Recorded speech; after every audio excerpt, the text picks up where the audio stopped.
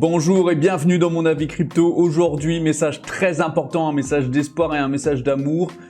Aujourd'hui, il n'y a pas de guerre, il n'y a pas de Solana, il n'y a pas d'XRP, il n'y a pas d'Hyperliquide. Aujourd'hui, on aime tout le monde. Aujourd'hui, on va se la jouer un peu bisounours. Non, aujourd'hui, tout ce que je veux, c'est qu'on comprenne, peu importe que vous ayez gagné beaucoup, que vous ayez perdu beaucoup, peu importe ce que vous aimez dans la crypto, ce que vous aimez pas, c'est qu'on comprenne que là, on se soude, on se serre les coudes et qu'on voit un petit peu qu'est-ce qui se passe vraiment. Dans les coulisses, il se passe des choses vraiment intéressantes et ça, faut pas l'oublier. Je vais m'appuyer ici sur deux tweets. Je vais m'appuyer sur le tweet de Brian Armstrong, donc qui est le PDG de Coinbase, et qui nous dit la tokenisation permettra d'éliminer une grande partie des injustices du système, donc système bancaire, en augmentant l'accès aux actifs dans le monde entier. Et il a raison.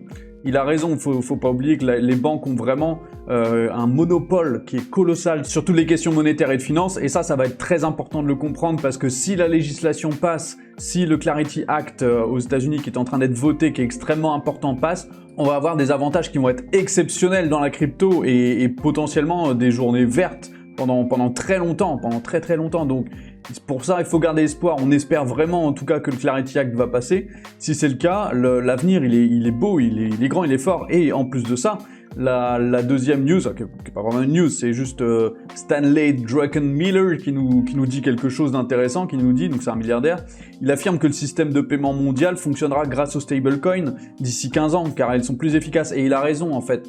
Ce qui se fait, je l'ai déjà dit ici, et c'est très important de le comprendre, et c'est pour ça qu'il ne faut pas se conscrire le chignon entre nous, c'est que les stablecoins vont être un moyen de transfert, de transport de la liquidité mondiale, et ça, on peut pas y couper, c'est beaucoup plus efficace que le système bancaire. Donc oui, le système bancaire va se battre, oui, ils vont essayer de garder pour eux des avantages qu'ils ont aujourd'hui, mais ils pourront pas passer à côté, parce que les gens vont bien s'en rendre compte que le système des stablecoins est beaucoup plus intéressant aujourd'hui. Donc l'innovation, elle est là. Aujourd'hui, le combat, il est dans les bureaux, dans les lobbies, et notamment entre les lobbies bancaires contre les lobbies crypto. Le combat est là. Nous, malheureusement, on peut rien faire à part continuer d'utiliser, continuer d'espérer, continuer d'être là, d'être présent sur Internet, d'envoyer des messages, d'envoyer des tweets, de répondre à des commentaires. Mettez un commentaire sur cette vidéo et un petit like au passage et abonnez-vous, ça fait plaisir.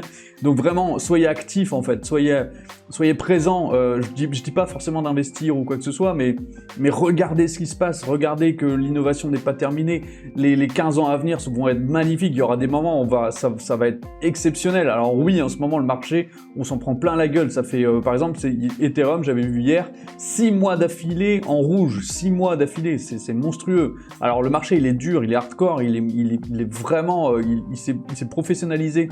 Mais il y a des solutions, il y a des méthodes, donc cherchez, explorez, comprenez ce qui se passe, il y a vraiment beaucoup de choses qui se passent et l'innovation elle est là, même si elle est plus dure à trouver que par exemple en 2020, moi c'était l'année 2020, c'était exceptionnel, mais c'est pas parce que 2020 est terminé que c'est fini, il n'y a plus rien quoi, il y a toujours de l'innovation, il y a toujours des choses qui se font, il y a toujours des petits projets qui essayent de s'en sortir et qui végètent un petit peu, c'est difficile pour eux parce qu'il y a de moins en moins de gens, il y a de moins en moins d'investisseurs et d'acteurs sur les marchés.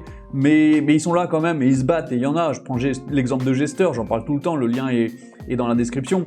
Gester, ils se battent, ça fait 2 ans qu'ils construisent à fond un projet qui va être exceptionnel. Là, on arrive vraiment au bout du bout, la fin de la période de test préliminaire, la fin de l'alpha. Et je sais très bien que les mois à venir vont être exceptionnels quand il y aura la bêta, quand il y aura la release officielle, peut-être cette année ou peut-être en 2027, je sais pas. Ça va être monstrueux ce qui va se passer.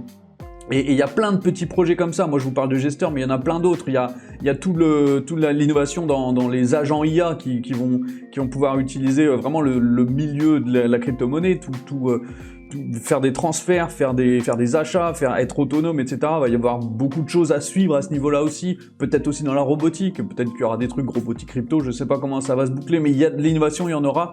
Et il faut pas lâcher, c'est vraiment le moment où il faut pas lâcher. C'est comme quand vous faites d'un instrument, au début tout se passe bien, vous vous améliorez, et à un moment peut-être au bout de 6 mois, 1 an, vous savez plus pourquoi vos doigts ils marchent plus quand vous faites de la guitare, et ça avance plus.